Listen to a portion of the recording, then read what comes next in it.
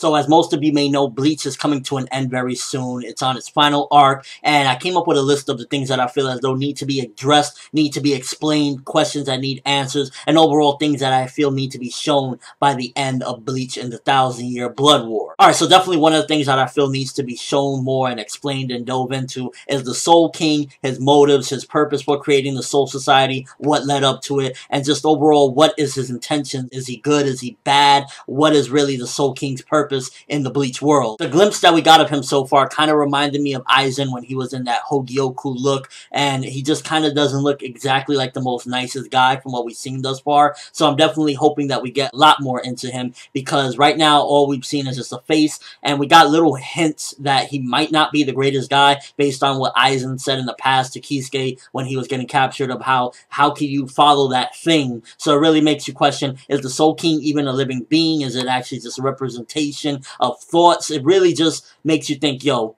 who and what is the Soul King? What is his purpose? And there's a lot of questions that we need to be answered and explained regarding the Soul King, as well as the Soul Palace. Did he create the Soul Palace? If so, why did he do that? Why did he feel he needed to create a further division above everything else? A lot of questions regarding the Soul King definitely need to be explained and answered in the final arc. Another big one is Kisuke Urahara, his past before Turn Back the Pendulum, how he seems to know so much even before the Turn Back the Pendulum arc, how he just knew about holification, a lot of mystery behind him. Is he actually 100% a good guy? Does he have maybe a shady past beforehand? And just a lot of things regarding him. I highly doubt he's evil or anything like that, but there's definitely something in his past I feel as though that is probably not the nicest thing. Maybe he's done some terrible things beforehand and we just don't really know about them, but he's definitely very smart. We've seen that he has very good combat skills. He pretty much jumps inside of a place and comes out very quick, unscathed, so we definitely know that he's a fighter and he's very strong. And I would like to be explained what exactly he did beforehand, how did he get that knowledge, why is he so powerful, and just more explanations to him, because throughout the whole series, he's been mostly a mystery and just kind of like, oh, he's a scientist guy. Well, I would like to get a little bit more into him and understand exactly how did he come to be this person he is, even before Turn Back the Pendulum. As far as Bankais go, there's definitely a lot of Bankais we would like to see. Personally, me, one of the main ones is Yoruichi. I want to see Kisuke's Bankai as well, Ishin's Bankai, as well as Zaraki if he does end up getting Bankai. What the hell does that look like as well? With Zaraki, I'd imagine it's going to be something ferocious. Either that or something very ironic and cutesy. Another big one is Aizen. Exactly what led up to him having those motives of wanting to come into the King's Palace and get the King's Key. What did he learn? What did he see in the past? How does he know a lot of these things that went on? Did he know the Soul King? Has he met him before? Did he have an encounter with him at one point? And what led up to him pretty much wanting to take over Soul Society and do the things that he did? Also, will he break out of prison? Will he eventually escape out of there? And if so, whose side will he be on? What will be his motives after that? Because in all honesty, I don't really see Aizen continuing on with his plan of conquering the Soul Society after escaping. But then again, you never know with Aizen, because after all, everything is just as planned. I would like to see a solution to Nell's problem. I would really hate for the series to end off with Nell still being in her baby form. I would really like her at one given point to go back to the normal way she used to be, a, full-grown adult, and just go back to being a regular person, not this baby form.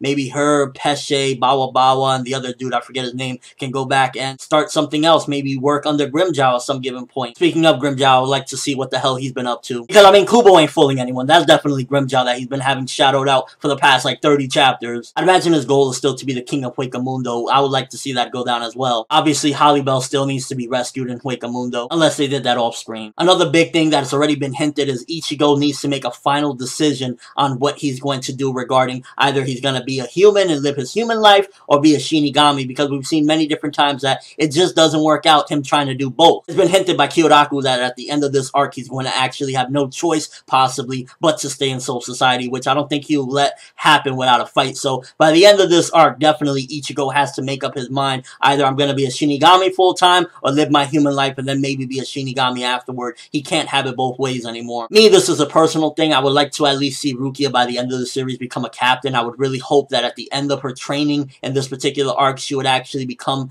captain level status and at the end become granted as a captain, because Rukia from the beginning till now I've always really hoped for her to get a high position, and what better than for her to end up being at least captain. I'm not saying captain commander or anything like that, that's obviously way out of reach, but a captain level, I think Rukia would definitely deserve it if she can obtain that strength. Let's get that Rukia Bankai, baby. And last but not least, Bak's ultimate goal, for the most part it's been hinted at that he pretty much just wants to take over Soul Society, destroy it, and get rid of the Shinigamis, but does he have any further plans? Does he plan on going up against the Soul King at some given point? And we also need an explanation on how him and the Stern Ritters are pretty much alive, even though it was stated on several occasions that the last Quincy's left are Uryu and his father. Although we pretty much did get an explanation on, as far as Bak goes, how he was arisen from the dead, pretty much using that ceremony to revive him, killing all the Quincy that was still alive. But does that go same for the Stern Ritters as well, or are they actually not even Quincy's to begin with? And that's pretty much it for the most part. Some of the main things that I really want to be discussed and answered in Bleach and shown. The Bankais, I'm not too worried about everyone's Bankai. I'm not desperate to see,